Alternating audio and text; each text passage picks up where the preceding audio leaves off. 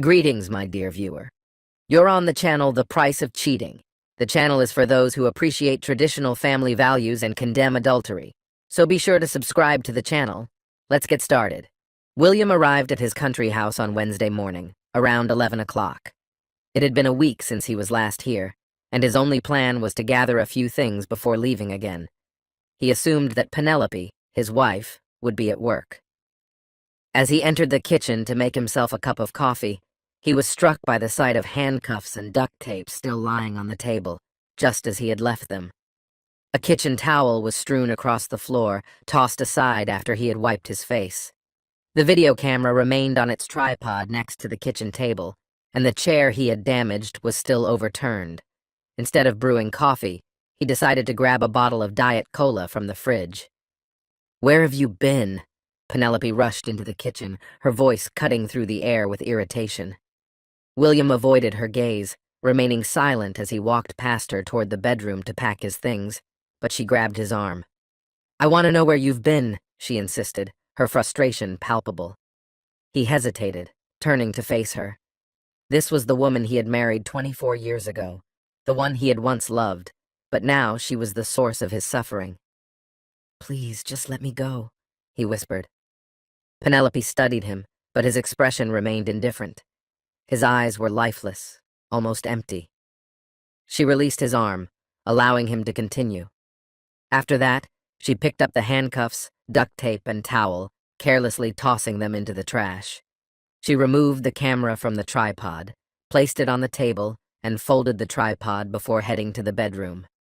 Meanwhile, William was busy filling a large suitcase on the bed. "What are you doing, William?" she asked. "I'm packing," he replied, not bothering to meet her gaze. "Another business trip?" she asked mockingly. "No," he replied curtly. "Then where are you going?" He hesitated, looking at her with a vacant expression. "Why does it matter?" "You're my husband. I have a right to know." "Penelope, you lost that right last Sunday afternoon," he responded, adding a few more items to his bag before zipping it shut. He picked up the suitcase, dragged it into the living room, and placed it by the door before heading to the office. Penelope followed closely behind him. He gathered a few documents from the desk into his briefcase, closed it, and then packed his laptop and charger into a separate bag. William went to the kitchen table and picked up the video camera. Opening it, he checked that the SD card was still in place. "Is this what you recorded on Sunday?" Penelope smirked. "A souvenir of your revenge. How thoughtful of you." William remained impassive. "For God's sake, William, talk to me," she shouted. He turned to her, a flicker of emotion breaking through his calm demeanor. "What have you done to me?" "Why are you leaving?" she demanded. William gestured for her to sit at the table. He opened his laptop bag and placed the laptop on the table, then sat down across from it, signaling Penelope to join him. When she sat down, he inserted the SD card into the laptop. "Let's watch this, and then we can talk." He pressed play. The video began with a chair pulled away from the kitchen table on the right and an empty table to the left. "Welcome home, darling. Come to the kitchen. I have a surprise for you, as I promised on the phone." William appeared on the screen, smiling. Penelope approached him, dressed in a short, sheer robe with perfectly styled hair and makeup, barefoot. She picked up the handcuffs, smiling playfully. "Sit in the chair." William smiled back at her and sat down. Penelope knelt behind him, locking the handcuffs around his wrists. Her robe opened, revealing everything underneath. She slipped her wrist into the cuff, fastened the chain to the back of the chair, and then locked her other wrist. Penelope disappeared from sight for a moment but quickly returned, placing a strip of duct tape over his mouth. Even with the tape, his smile was still evident. Standing in front of him, she let her robe fall to the floor. William's eyes lit up with excitement at the unexpected surprise. "Are you ready for your surprise?" she asked, her expression teasing. William nodded enthusiastically. "Everything's set," she declared, her voice echoing through the room. At that moment, footsteps could be heard. William turned to see who had come in. A man entered, wearing William's robe, and William's excitement quickly shifted to surprise. "Darling, you remember Joey from my work, don't you?" Penelope said, approaching Joey, loosening the belt of his robe and letting it slip off his shoulders and onto William's lap. Joey stood there, completely naked under the robe. William paused the video and looked at Penelope with disbelief. "Why is this happening?" "You know exactly why," she answered calmly. "Penelope, I don't understand." His confusion was obvious. "Before we got married, I made you a promise. If you ever betrayed me, I would get revenge right in front of your eyes. Is that what this is? You're getting back at me?" "I kept my promise," she said indifferently. "You seriously believe I cheated on you?" he asked in disbelief. "I know you did, you idiot." "Okay, I get it. When exactly did I cheat on you?" "Don't act like you don't know. You know the time, the place, and with whom," she replied sharply. William pulled the SD card from the laptop, placed it in his bag, closed the laptop, and zipped it shut before turning to Penelope. "Either you explain what you mean, or I'm walking out of here right now." His irritation was clear. "Don't pretend like you didn't do anything wrong. While you were on that so-called business trip last week, Jerry's wife, Jill, called me." "What did she say?" he asked, bewildered. "She told me that you and Jerry spent the whole week with a couple of escort women." "Jill really said that?" "Yes, she did. And what proof did she have?" "Stop playing the victim, William. You know what you did." "So you decided to get back at me by sleeping with someone right in front of me based on a phone call?" "From someone I trust. Yes, I did. You took her word without any real proof." "I didn't need proof. Penelope, you tied me up, then slept with another man right in front of me. You humiliated me based solely on hearsay." "Exactly. That's exactly what I did." William shook his head, trying to process it all. "But you didn't even bother to talk to me. You made your decision and carried out your revenge without discussing it with me first?" "Correct. Now we're balanced." "Balanced? Do you really think this evens the score?" "Yes, that's exactly the point. Not that it matters now, but I want to clear up a few things." "Go ahead, I'm listening." "I was at a conference all last week. Jerry wasn't even there. 2 months ago, he was kicked out of the group because of an affair with a colleague, and since then, he's completely disappeared from my life. During that time, I was at a conference. Every day that week, from dawn until late at night, I sat at a table on stage, participating in sessions that were all recorded. After the day's program ended, the participants would gather late into the night, strategizing for the next day. Numerous witnesses can confirm my whereabouts during that time. I stayed at the hotel until it was time to leave for the airport after the event ended." "So, you deny the accusations?" "Absolutely. It's hard for me to accept that. I have plenty of evidence of my activities throughout the week, whereas you seem to rely on a phone call from someone who wasn't even there. That strikes me as a weak argument. Our beliefs don't change the facts. At one time, I believed I was married to a kind and loving woman, only to find out on Sunday that I was actually with someone corrupt and cruel, who values me so little that she emotionally and physically undermines me without any real proof of my guilt." Penelope remained silent. "I'm leaving. Expect to hear from my lawyer in a few days. I don't plan on divorcing you. That's what this is really about, isn't it? We're even now. Penelope, I didn't betray you. Haven't you been paying attention? I'm no fool. Do you still believe your actions are justified?" "I believe so, yes." "Then we have nothing more to discuss. Just contact Jill and find out what evidence she has. I'm genuinely curious. That said, honestly, it doesn't matter anymore." Without another word, William left the house. He returned to his hotel room and copied the video onto 3 DVDs. He had already scheduled a meeting with his lawyer and had returned to where he started the divorce process. The basis for filing the case would be infidelity. He handed the lawyer a copy of the DVD. The prenuptial agreement would hold up, backed by the evidence on the disc. William personally delivered the filed documents to Penelope. The lawyer suggested resolving some financial matters quickly, and William handled them immediately after leaving the lawyer's office. He silenced his phone and checked it when he got back to his hotel room. The first call from Penelope came about 15 minutes after he left, followed by a quiet pause of about 2 hours. After that, the calls started coming in every 5 minutes. He only listened to one voicemail, the first after the 2-hour pause. "Oh my God, William, I finally got in touch with Jill. She was drunk. Please call me. I've ruined everything. Please call me." William deleted all her calls and messages without listening further, then erased her texts and emails from his phone. The notifications kept coming. When the calls came in, he watched the numbers. He also noticed calls from Penelope's father, mother, and sister. He decided to call back Sean, her father. "Hi, Sean. It's William. I know who you are. I can read, you know. What the hell did you do to my daughter?" "I didn't do anything to her except not answer her calls." "Damn it, she's a mess. What's going on?" "Sean, if you want to know what happened, you need to talk to Penelope." Anger consumed him. "There's no point in arguing. Talk to her." William remained calm, answering politely. "Did you sleep with someone else?" "Just talk to Penelope. You're a scoundrel. I should come over and teach you a lesson." "Sean, just listen. If you really want to understand what happened, you need to talk to Penelope. I refuse to discuss this with you, Mary, or anyone else.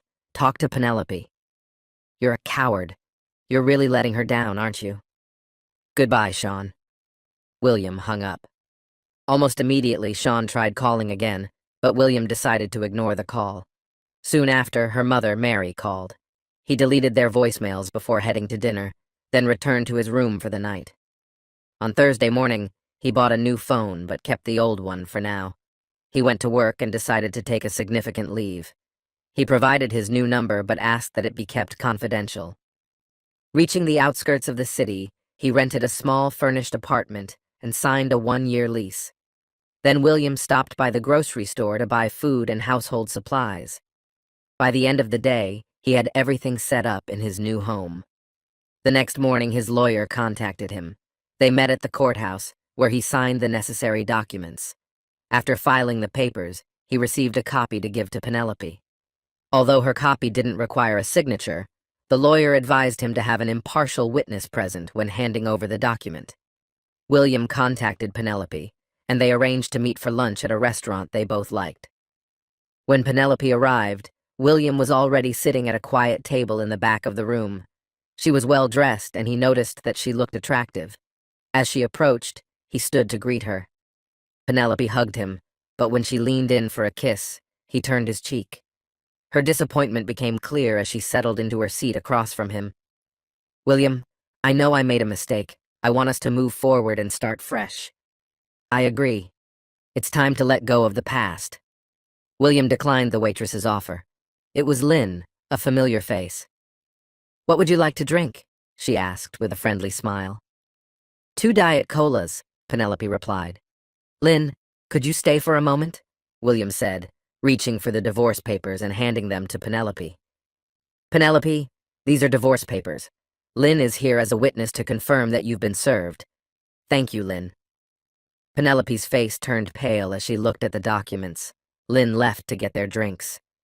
"William, you said you wanted to move forward and put this behind us." "That's exactly what I'm doing. I'm moving on." "But William, I made a mistake. This isn't what I meant." "Penelope, we were married for over 24 years. Until Sunday, those were the happiest years of my life. I loved you deeply. More than I've ever loved anyone, and probably ever will again." "Don't throw that away, William. Our marriage was strong." "It was, but it's not anymore. Last Sunday, you destroyed our marriage and my love for you. I made a mistake. Can't you see that? Let me share what I see when I look at you or when I close my eyes. I see the woman I once adored. I see him with you at this table, hearing you say how much you enjoy it and how he's better than me. That's the image I carry now, Penelope. Not the woman I loved. You ended her that day." "William, you've completely misunderstood the situation." "Not at all. Your actions were intentional. The mistake lies in your reasoning, not in what you did. I warned you that if you ever betrayed me, I would take revenge right in front of you. You knew what could happen, and you agreed to it." "That's true. I just never thought it would come to this." "What did I say would happen if you were unfaithful?" Penelope's gaze dropped to the table. "You said we would get divorced. Did you enjoy it?" "Yes, but I didn't really betray you." William handed her a DVD. "This is for you. Here's the proof of your affair with Joey. William, it wasn't an affair. It was revenge. Lynn returned with the drinks and took their lunch orders. Penelope, any intimate relationship outside our marriage qualifies as an affair, and if both partners aren't in agreement, it's betrayal. We can work this out, William. Let's go to therapy. No, Penelope, that's not an option. You've shown a side of yourself that destroyed the woman I once adored. You broke my heart. I don't want a divorce. I'll fight for us. On Sunday, you showed me a different side of yourself. I also have a side you wouldn't want to see. What side is that? The one that can match your cruelty, heartlessness, and vindictiveness from Sunday. I refuse to justify a mistake. I will take full responsibility for my actions. That's not who you really are, and you know it. Funny, I was just thinking the same thing about you. God damn it, William. It was a mistake. No, it was a deliberate act of revenge. What did you tell your parents? I told them we had a misunderstanding and that we'd work it out. A misunderstanding about what? Penelope fell silent, her gaze lowered. What was it about, Penelope? I told them you had been unfaithful. You didn't tell them the whole truth. No. Why not? They wouldn't understand. Wouldn't understand what? They wouldn't see it as a mistake. Maybe I'm starting to see it now. William, I realize I was wrong. I based my actions on assumptions, not the truth. I know I hurt you deeply, but we can get through this. We can rebuild our marriage. We can overcome this. All right, let's leave this marriage behind. The woman I loved is gone. I will resist you every step of the way. I'm determined to save our marriage. There's nothing left to save. It's over. Don't force me to reveal my dark side. You won't like what you'll find. You're bluffing. Don't make me act, Penelope. Hire a lawyer. Let him review the case. Have them contact my lawyer if you have any questions. In 90 days, you'll be single, and you can be with Joey as much as you want. It's not about Joey. I'm sorry, that was uncalled for. Forgive me, I don't want to lose you. Penelope, that's exactly what you've done. The settlement seems fair. Accept it and move on. No way. Lynn served them the food, and William handed her his credit card. After a brief absence, she returned with the bill for him to sign. He signed it and stood up from the table. He hadn't even taken a bite. Enjoy your meal, Penelope. I lost my appetite last Sunday when you spat in my face. William walked out and headed home. On Tuesday, Penelope met with her lawyer. She was tough, recommended by a friend. I'm Ronnie Savage. How can I help you today? My husband is trying to divorce me. Has he already served you with divorce papers? She asked. Last Friday. May I take a look at the documents? Penelope handed her the papers. Ronnie skimmed through the first page. He's citing infidelity. Is that true? No. It's a misunderstanding. Have you had intimate relations with someone outside the marriage? Yes, but it was a mistake. Did your husband agree to you being intimate with someone else? Not specifically with this guy, but he agreed I could get revenge if he cheated. So your husband cheated, and you slept with someone in retaliation? Well, yes and no. Mrs. Givens, could you clarify? I did engage in intimacy as revenge, but later I found out that he didn't actually cheat.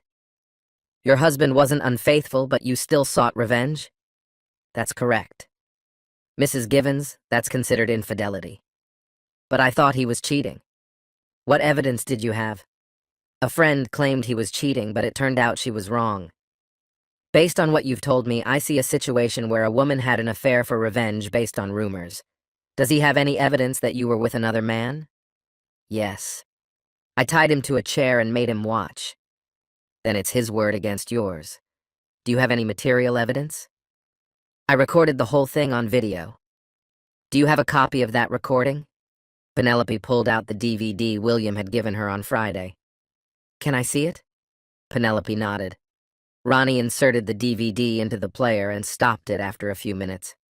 I'll need to watch the full video, but I can do that later. First, let me take a look at the claim. She began reading it. After flipping through several pages, Ronnie looked up. I see you signed a prenuptial agreement, and at first glance, it seems quite strong in terms of infidelity. If he changes the complaint to irreconcilable differences, we might be able to avoid this issue. I suspect that might be difficult. Even with the prenuptial agreement, he's offering you much more than the law typically requires.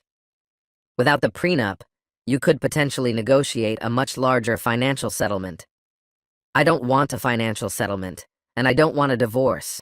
I want my husband back. Have you told him that? Yes, but he hasn't even considered it. Contentious divorces can be very expensive for everyone involved. A discussion with a counselor might be helpful. Let's proceed with this plan. We should consider bringing in professionals, making it clear that if he resists, we will fight vigorously for our rights. Understood. Do you know of any secrets your husband might be hiding? Do you mean something illegal? Anything? His reputation is flawless. Has he ever shown aggression or threatened you? He's never raised his voice at me, not once. I will thoroughly review all the documents. I'll get back to you in a day or two. Does he have a copy of this DVD? Penelope nodded in acknowledgement. It was Wednesday when Ronnie contacted her. Mrs. Givens, he has a strong case. The video you recorded is highly incriminating and you don't want a judge to see it. Let's start with what we discussed. We are proposing 6 weeks of family therapy. I'm willing to do whatever it takes to get my husband back. 2 days later, William's lawyer contacted him, requesting a meeting. He arrived at the office that same day. William, they are offering 6 weeks of couples therapy. What happens if I refuse? They will do everything they can to challenge us. I'm against it. What's your perspective? She's hired Ronnie. Isn't she one of the best lawyers? Is she better than you? I'm the best of the best. Are you ready to fight? I'll fight decisively if necessary. Then let's simply refuse and see how it plays out. Keep me posted. That evening, William called Penelope. Penelope, I've decided not to go through with therapy. I warned you that if you kept arguing with me, you'd see a side of me you might not like. Why are you acting this way? Just put an end to this absurd divorce and come back home. Penelope, that's not going to happen. This is your last chance to resolve this peacefully. I won't reach out again. I'm ready to stand my ground, William. I don't want a divorce. This is your choice. William hung up. The following Monday, Penelope filed a countersuit, citing irreconcilable differences and requesting everything. 2 days later, the local school board and the institution where Penelope worked received documents outlining the inappropriate behavior of 2 of their married educators, Penelope Givens and Joey Carr. The documents contained explicit images of the pair in compromising situations. That same day, an emergency closed meeting of the school board took place, and both educators were dismissed. On that day, Joey's wife received a DVD in the mail containing the names and contact details of everyone involved in the video. After watching it, she called William. Hello, is this William Givens? This is Tammy Carr, Joey's wife. Did you send me this DVD? Yes, ma'am, I'm very sorry, but I thought you should know. When was this filmed? Last Sunday at my house? Is that you on the chair? Yes. And the video is real? Absolutely. It wasn't faked. Is that woman your wife? For now, but I've filed for divorce. That's all I needed to confirm. Sorry to bother you. Tammy ended the call. Her next step was to contact a divorce attorney. The following day, Joey called Penelope, blaming her for exposing him with her act of revenge and jeopardizing his job and marriage. Despite losing her job and receiving Joey's call, Penelope refused to back down. As yet another week passed without any news from William's lawyer, he realized it was time to take decisive action.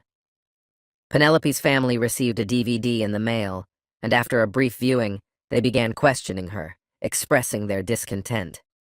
At that moment, William's old mobile phone rang. It was her sister. William, how could you do this? Penelope really loves you, she exclaimed. Mandy, her way of showing it is quite foolish. This was an act of revenge.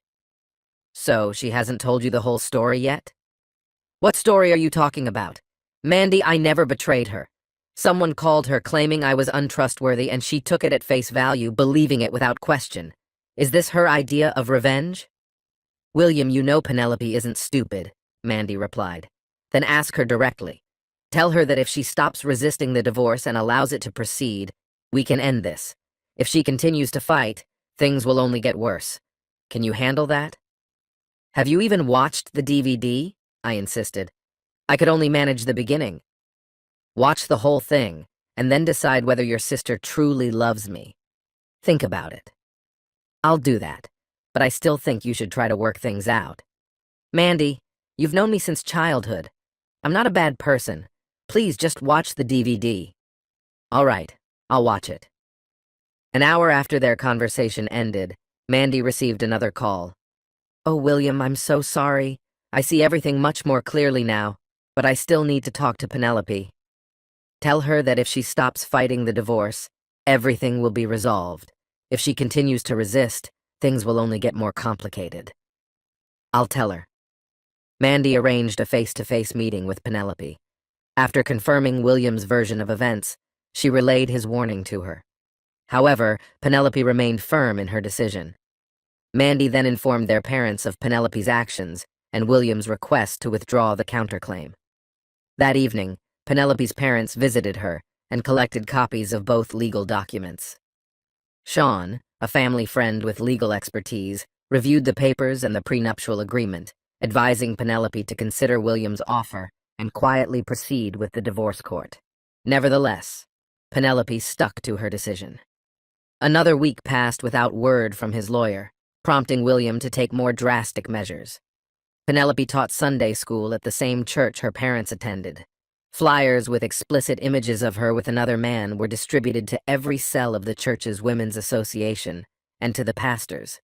The eye-catching headline read, "Should this woman be teaching your children?" On Sunday, Penelope's parents felt more like outcasts than members of the congregation. After the service, the pastor pulled them aside for a private conversation, explaining the situation and handing them a letter addressed to Penelope, stating that her services were no longer required. Along with it was a copy of the flyer. When they showed it to Penelope, she broke down in tears but still refused to withdraw her counterclaim. She reported William's actions to her lawyer, claiming that sharing the recording with her family wasn't illegal. The DVD clearly showed Penelope telling William that she made the recording for him. Since it was his property, he had every right to share it with any consenting adult. The flyers had been distributed anonymously, and without a thorough investigation, they couldn't be traced back to William. Ronnie advised her to reconsider her counterclaim, while Penelope's family continued to urge her to let it go. The situation began to take a heavy toll on their lives. Sean contacted William to express his concerns. William reiterated his demands to Sean, but Penelope remained resolute. Just a few days later, flyers started appearing among Penelope's neighbors and friends, featuring only her last name and contact information. Penelope was overwhelmed by a flood of unwanted calls and emails. Her car, driveway, and yard were littered with trash. After a week of silence, William finally decided to update his social media profile, starting with vague hints and gradually moving toward deliberately obscured images. Just a few days later, Penelope received an email from an adult website thanking her for a video featuring her. When a news crew appeared at her door, it pushed her to contact her lawyer and withdraw her countersuit. She requested a meeting with William, who agreed but insisted that it take place at his lawyer's office. They met a few days later, and Penelope appeared as a shadow of her former self. She had lost weight and looked utterly exhausted, as if she hadn't slept for days. "William," Penelope said softly, sitting across from him, "I've dropped the countersuit. You've won." "No, William," she continued. I've lost. I've lost the man I loved. I've lost my marriage. I've lost everything that mattered." "There's a side of you I never saw before," he said quietly. "I wish you hadn't seen it," she replied. "What can I say?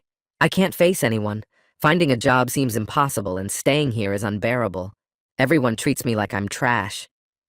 "We've both been through so much, haven't we?" he asked. "Yes, William, we have," she answered. Tears glistened in his eyes, threatening to spill.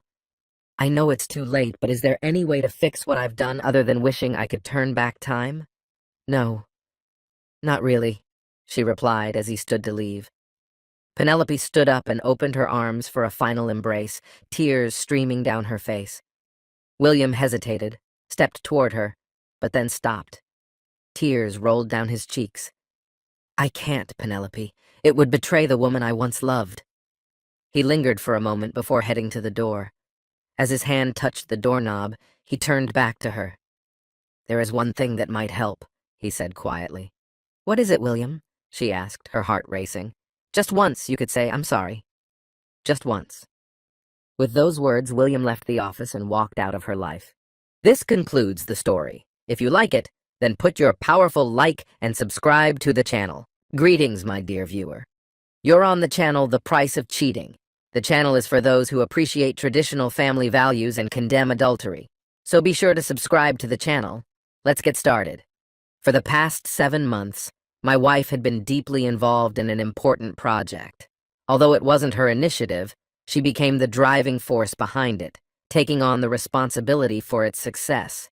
This project was crucial for her company, and failure was not an option. The immense pressure took a toll on her, but the stakes were high, not only for her, but for the entire company.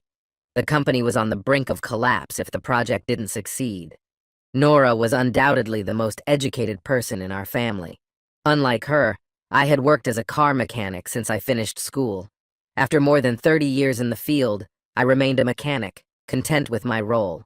I never had any complaints. The job paid well, allowing us to cover Nora's education and comfortably raise our 2 children.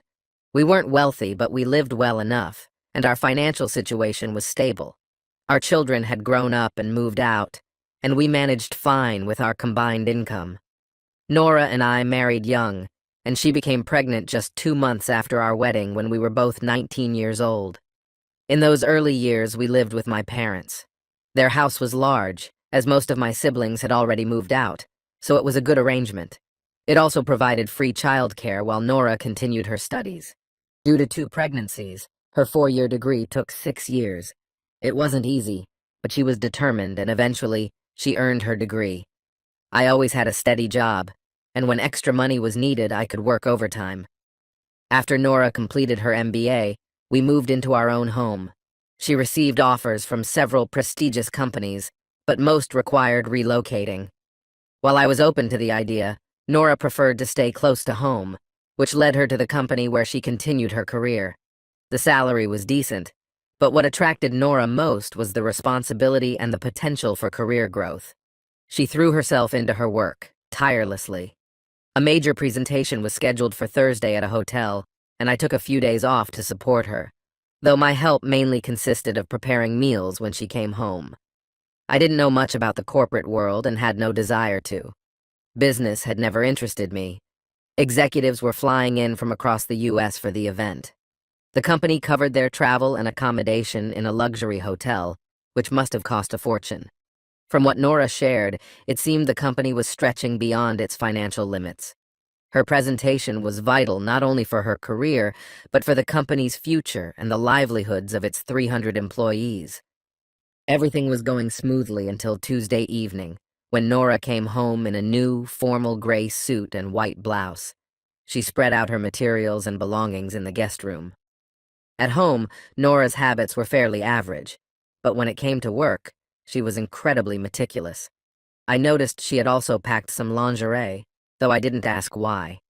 In addition to business attire, she had packed several elegant cocktail dresses for events related to the presentation. I offered to accompany her to these events, but she gently declined, saying my presence wasn't necessary. Her car was already loaded with everything she needed, documents, equipment, everything for the presentation. Nora preferred to drive herself to ensure everything remained in perfect order. Wednesday was reserved for preparation, and the evening was dedicated to networking with company guests. She was so skilled at her job that sometimes I felt like I would only be in the way. By the end of the day, she had finally finished all her preparations. Nora double-checked everything, leaving only a relaxing shower and a good night's sleep. Wanting to help, I made the mistake of looking through her things while she was in the shower. As I was tidying up, I noticed a small white envelope slip out of the side pocket of her makeup bag. It was from a pharmacy I didn't recognize. Inside were 10 pills, something unfamiliar to me. The instructions were strange, advising to take one pill with the option of a second dose in 12 hours if necessary. I assumed they were for anxiety, but the directions didn't make sense to me. The doctor prescribed her the medication that Monday. After she finished her shower, I quietly put the envelope back in its place. I wanted to learn more about this drug before bringing it up with her. If I mentioned it right away, she would know I had been snooping through her things, and I was afraid of that confrontation. Later that night, when Nora was getting ready for bed, I sat down at the computer and started researching the medication. 10 minutes later, I returned to bed with her, but sleep wouldn't come. My mind was racing, especially because I couldn't understand why she needed a morning after pill when I had a vasectomy 20 years ago.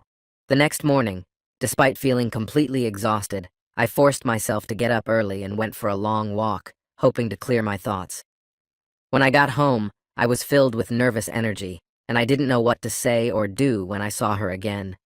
Our son, Josh, had joined the Navy right after high school and was now serving. Our daughter, Gloria, had just married her longtime boyfriend and moved away. With them gone, it was just Nora and me. Though I missed the kids, I was looking forward to spending our later years together, just the two of us. Nora had always been the only woman I loved, but now it felt like everything was falling apart. If she had someone else in her life, she had hidden it perfectly. I had never checked her phone or her emails. I had always trusted her completely. There was no way for me to know what she did at work or after work. My trust in her had never wavered. "Matthew, where have you been? Do you want some eggs or something?" she asked. "No, just coffee," I replied. I didn't feel like talking. "Are you okay?" she asked again. "It's only for a few days. You can come with me if you want, but you'll be terribly bored."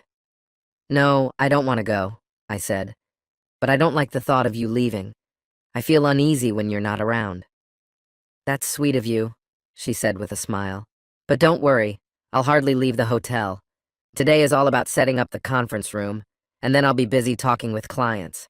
Tomorrow I won't have a moment to think. I'll be back on Friday, and we'll have a great weekend together, if you know what I mean." Her attempt to reassure me was nice, but my unease didn't fade. "Can you blame me for worrying?" I said. "I'm just a mechanic, and you're an incredible, successful woman. Sometimes it feels like your career means more to you than we do as a family." "Stop it," she said sharply. "Matthew, I've never looked down on your work or thought less of you because of it. You've raised two wonderful kids, supported me through school, and you've always been a great husband and father. Never forget that." I took a sip of coffee while she cleared the dishes. "Should I call you while you're away?" I asked. "No," she replied. "I'll be busy, and I plan to turn my phone off in the evenings to get some rest. But I'll call when I can." I helped her load the car for her trip, noticing how carefully she handled her work materials, as always. I stood on the porch and watched her drive away, still unable to bring myself to ask about the prescription. The rest of the morning dragged on as I sat on the porch, more anxious than I had ever been in my life. I felt small, as if I didn't belong in my own world. I was just an ordinary guy with a simple job, married to a woman who now seemed so distant. How had I not seen this coming? I couldn't shake the feeling of insecurity. I felt foolish. The best clothes I owned were an old blue blazer and pants, and my ties hadn't been in style for over a decade. Just as I finished dressing, the landline phone rang. "Hello, dear. I just wanted to quickly let you know that I arrived safely. I hope your trip went smoothly and without any trouble." "Mine went well. I'll call you later this evening. Right now I have to go. I'm staying in room 335. Nora, I might stop by my parents' or my brother's tonight. If you need to reach me, call my cell." At that moment, my phone rang. "I love you, but I really have to go." I wasn't in a hurry to get to the hotel where my wife was staying. I drove leisurely. Instead of heading straight to the hotel, I first stopped to eat a steak. It felt like the evening would drag on, and I wasn't sure what to do. After parking in the hotel garage, I lingered a bit, hesitating to go inside. When my phone rang again, it decided things for me. "Matthew, just wanted to let you know. Everything is settled. I'm heading to meet some people for dinner. Did you forget anything?" "No," I replied. Everything's fine. Everything's ready for tomorrow. It's all in the room. Do you need anything? No, Matthew. Just relax. I'm turning off my phone now. I'll call you tomorrow morning. All right. Have fun. She gave a quiet chuckle.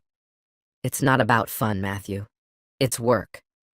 When I entered the hotel, I didn't stand out much. The lobby, restaurant, and conference halls were full of people, and I easily blended in. I picked up a small brochure with a map of the premises and began wandering, stopping occasionally to observe the crowd. I wasn't sure how I'd react if Nora noticed me. I decided I'd think about it if it happened. I came across a board listing all the groups using the hotel rooms, but interestingly, her company wasn't listed for Wednesday night. Nora had mentioned she wouldn't be leaving the hotel, but now I wasn't so sure. The hotel had 3 dining rooms: family, casual, and fine dining. Knowing she didn't enjoy dining among children, I checked the casual dining room first. After about 7 minutes, it became clear she wasn't there. The next stop, the fine dining room, seemed more promising. In a quiet, cozy booth in the corner, perfect for a private meeting, I saw her. Nora was in an elegant black cocktail dress, pearls glimmering, looking flawless. Her companion was clearly captivated by her. I recognized some of Nora's colleagues, but this man was unfamiliar to me. His face seemed vaguely familiar, but I couldn't place where I'd seen him. The room was fairly empty, so I crossed to my table without attracting much attention. There were candles in glass holders on the tables.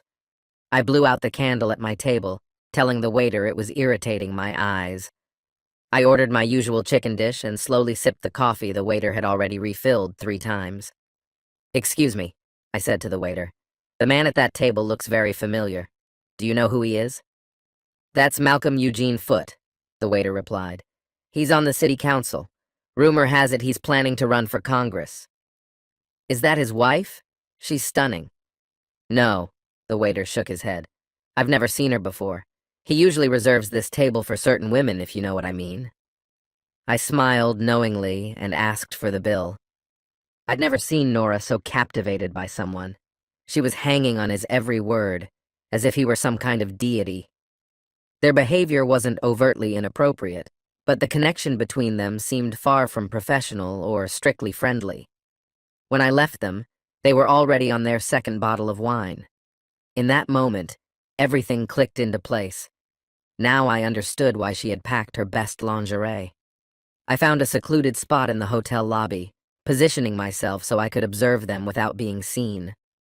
About 10 minutes later, I saw them leave the restaurant together.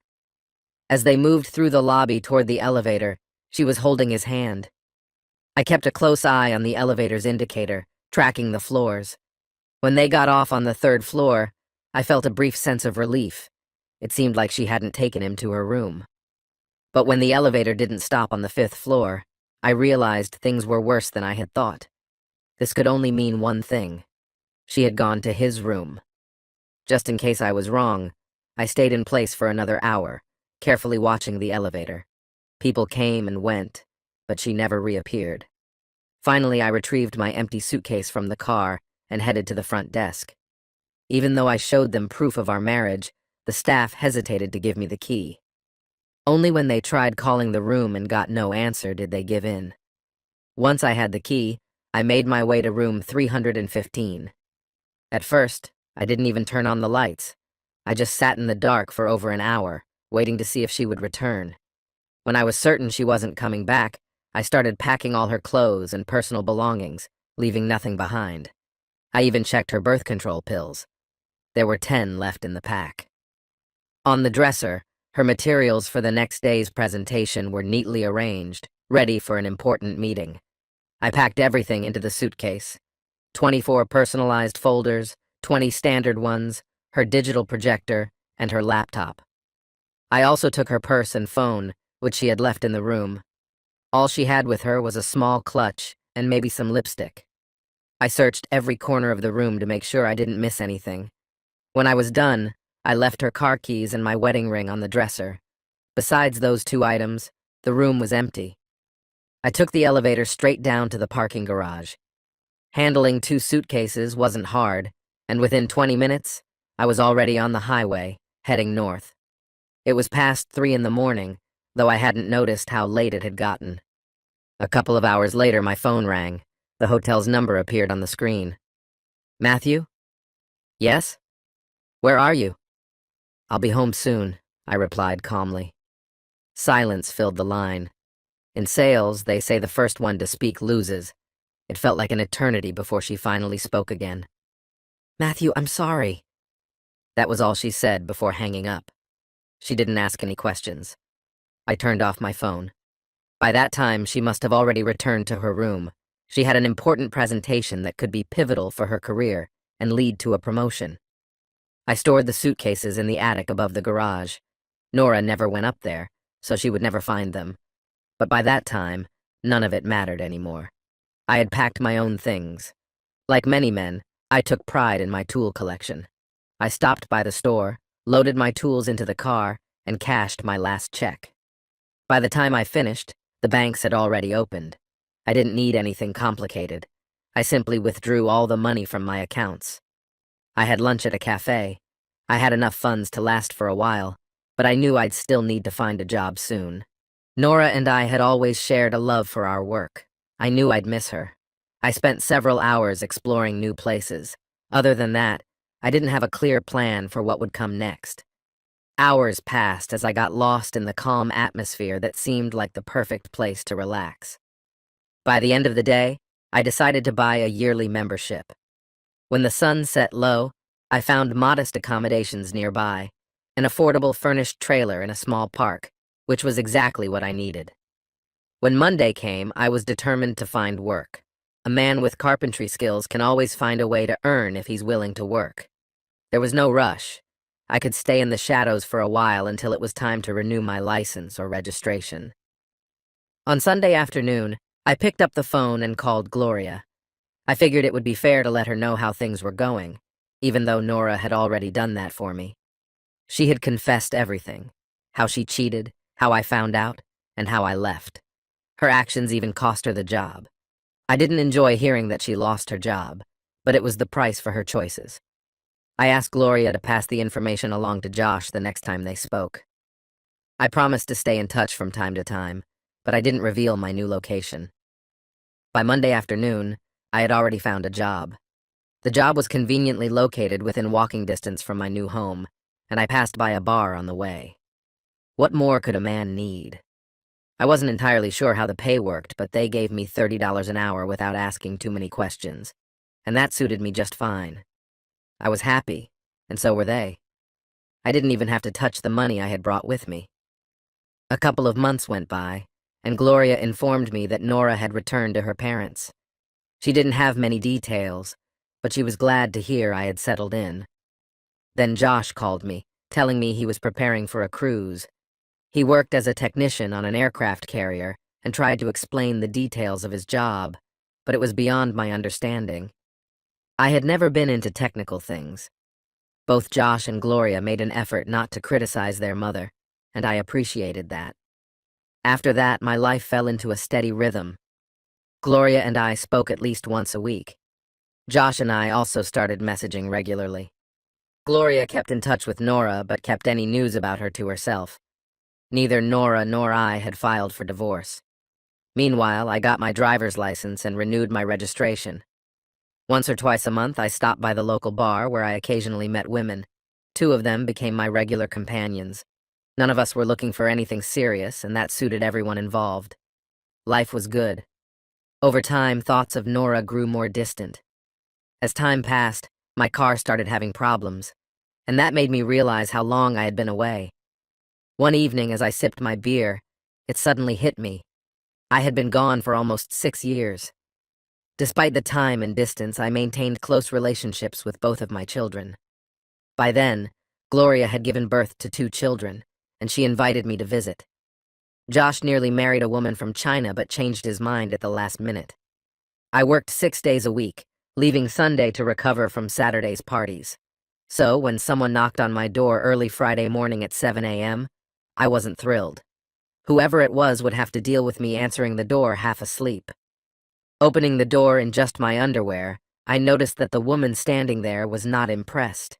She quickly averted her eyes, but the man beside her didn't seem to care. Normally, I would have thrown something on, but at that hour, I wasn't in the mood to make exceptions for unannounced visitors. "We're looking for Matthew Walker," the man said. "I don't know who you are," I responded, clearly irritated.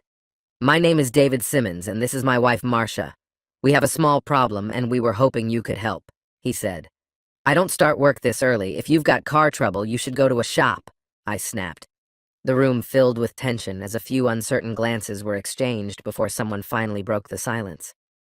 "This isn't related to your work. It's a personal matter. May we come in?" Inside the trailer, everything was a complete mess. I rarely had guests, so I never cared much about cleanliness. Even my girls usually preferred to stay at their own place. "Yeah, sure. Come on in. Let me just put some pants on." As I headed to the bedroom, I left the door slightly open. As a gesture of politeness, I also put on a shirt. "Can I offer you some coffee? It'll take about 10 minutes. I cleared part of the couch so they could sit, but they didn't respond about the coffee. "We've adopted a daughter. She's 5 years old. She needs a bone marrow transplant, and we're hoping you can help. We can compensate you for any inconvenience," they said. Were they asking about my bone marrow? "You want to buy it?" I asked. "No, we're asking for your help and are willing to cover any inconvenience," they explained. "So you're trying to buy it," I repeated, this time with a hint of sarcasm. I quickly realized how inappropriate that was. These people were in a tough situation and genuinely needed help. "I'm really sorry," I added quickly. "Please, go on. Our best chance of finding a donor is through a relative, and you're the closest match we've found." Their words sounded sincere. "I don't mean to be rude, but it seems like there's been a mistake. When was your daughter born?" I asked, still not believing this. "In August, she'll be 6, said Marcia Simmons, speaking for the first time with a tone close to pleading. "I'm uncomfortable saying this, but I had a vasectomy 20 years ago. I can't be her father." "Then why is your name on her birth certificate?" they asked. "I don't know. Maybe you should ask her mother." An awkward silence filled the room. I felt bad for them, but I didn't know what else I could do. "What's her mother's name?" I finally asked. "Nora Louise Walker." That name hit me like a punch. I couldn't find the words to respond. I shouldn't have taken those damn pills she gave me. If I hadn't taken them, they wouldn't have a daughter. I thought I had forgotten that chapter of my life, but now all the memories came flooding back. The images of my wife and that politician. I had started to forget, but now the pain returned. Damn it. After a deep breath, I apologized for my earlier behavior. "Sorry for how I acted. I'll do whatever I can to help. Why can't Nora donate her own bone marrow?" "She's not a match medically." "Why not? She's the mother. She should be a good match." "She is, but her health won't allow it. The doctors won't even consider her." "What do you mean by her health? What's wrong with her?" "She's dying of liver failure. She has less than 3 months." I was stunned. That doesn't make sense. She's always been in good shape. They won't even let her sign the consent form. "So, is there something wrong with her mentally?" I asked. But their expressions made it clear they weren't going to confirm what we all knew. I didn't want to press them. Just a few minutes ago, I didn't care about their problem, but now I felt I had to do something. "Is there a chance one of my other kids might be a match?" I asked, trying to find another option. "Maybe, but we believe you're our best hope." Marcia interrupted, saying that most of the information had come from the adoption agency. I stood up, saying I needed a moment to pour some coffee and use the bathroom. I left them at the table and disappeared for a short while. While the coffee was brewing, I took the opportunity to quickly run to the bathroom, something I had been putting off for a while. I moved quickly, trying not to make Marcia feel even more uncomfortable. "Let's make a deal," I said, changing my tone. "If I tell you who your daughter's real father is, you have to promise that you'll pursue him until you get what you need." She frowned, not understanding. "What exactly do you mean?" "Your daughter's father is a rather well-known politician," I revealed. "He'll, of course, deny everything. He might even threaten you with legal action to keep you quiet. But if you keep pressing him, maybe you can make him confess. You could put enough pressure on him to help, maybe even agree to a bone marrow transplant for your daughter. Isn't that what you want?" I insisted. Yes, that sounds good, she said, nodding. But how do I make that happen? She wondered aloud. I added, maybe the best way is through the media, television, radio, newspapers. Politicians hate bad press. Do you know anyone in that world? I asked. They started to smile. It seemed like I had given them hope with my answer. I think we can make it happen, she said, feeling a surge of determination. So, who is he? They asked. Malcolm Eugene Foote, I answered. He'll do anything to avoid a scandal. By then, the coffee was ready, but David and Marcia were too eager to leave. Before they went, I gave them the contact information for Gloria and Josh in case they needed support. I knew they would step in if necessary. I also asked them where Nora was. I cleaned myself up a bit, got a haircut, put on a new shirt. Despite everything Nora had done, how she had ruined my life with her lies, I still wanted to look decent when I saw her again. When I arrived, it was another trailer park, but this one looked newer and better maintained. Nora's car was parked outside, with a flat tire and a cracked windshield. When the door finally opened, it wasn't Nora standing there. A woman appeared, probably around 56. She looked worn out, like someone who had been through hard times, without makeup and with tired eyes. Before I could say anything, she recognized me immediately. Well, if it isn't Matthew Walker, I didn't expect to see you here, she said, catching me off guard. I resorted to an old, familiar phrase. You've got me at a bit of a disadvantage. Sherry Hart, she introduced herself. Come in, honey. Want a beer? No, thank you, I replied politely. I'm only here for Nora. Sherry led me to the dining room and pointed to a sideboard. There she is, Matthew, she said, gesturing toward a brass urn sitting on an empty table. I froze, my eyes locked on the urn. I was too late. After a long pause, I finally muttered, I think I'll take that beer now. Nora made a heartbreaking decision to give her child up for adoption and moved away.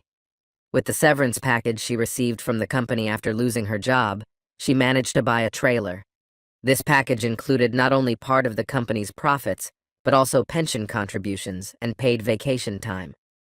Soon, Nora found a job at a sewing factory, working in the delivery department. It was there that she met Sherry. Sherry soon became Nora's neighbor, renting a room in the trailer. However, Nora's earnings quickly vanished, mostly spent on alcohol. She started with wine but soon switched to cheaper, stronger drinks. Her addiction spiraled out of control, and eventually, she lost her job at the factory. With no other options, she began to deplete her savings. Isolated and withdrawn, Nora rarely left her home and had no romantic relationships. Despite all the hardships, Sherry stayed by Nora's side. She paid the bills and ensured there was food in the trailer, although Nora barely ate. Over the next 5 years, Nora's drinking worsened, and her health declined until, tragically, she passed away. To everyone's surprise, she left a will naming me as the heir to her double-wide trailer and car. Sherry explained that Nora was tormented by guilt over the adoption. She had taken no steps to avoid or terminate the pregnancy, and after the child was adopted, it seemed as though she had lost the will to live. The adoption had been arranged long before the child was born, and after that, Nora never found stable employment. The only jobs she took were informal and poorly paid. Sherry mentioned that Nora never showed any motivation or clear direction in life. Although she often spoke about me, she was always too afraid to reach out. Gloria even gave her my phone number, but Nora never found the courage to use it. It seemed that the brief romance that led to her pregnancy left a far deeper wound in Nora than it did in me. After spending 2 weeks in the city where I had lived for 31 years in a marriage to a woman who was no longer there, I decided to sell the trailer to Sherry for a symbolic $1 and managed to sell Nora's car for $1,000. Just a few days later, I found myself far from that city, spending time with new friends, David and Marcia. At first, Malcolm Eugene Foote was against our situation, but David and Marcia persuaded him to give in. He insisted on a DNA test, which ultimately confirmed his paternity. Reluctantly, Malcolm agreed to the bone marrow transplant to protect his public reputation. The operation was successful, but the consequences were brutal. His political career and personal life suffered greatly, and his approval ratings plummeted so quickly that his party replaced him with a new candidate just months before the election. Additionally, his wife filed for a highly publicized divorce. Now, I'm on my way to visit Gloria and the grandchildren. I never expected Nora to be capable of such betrayal, and above all, I never expected her to completely lose herself, the confident, successful woman she once was. This is where betrayal leads. This concludes the story. If you like it, then put your powerful like and subscribe to the channel.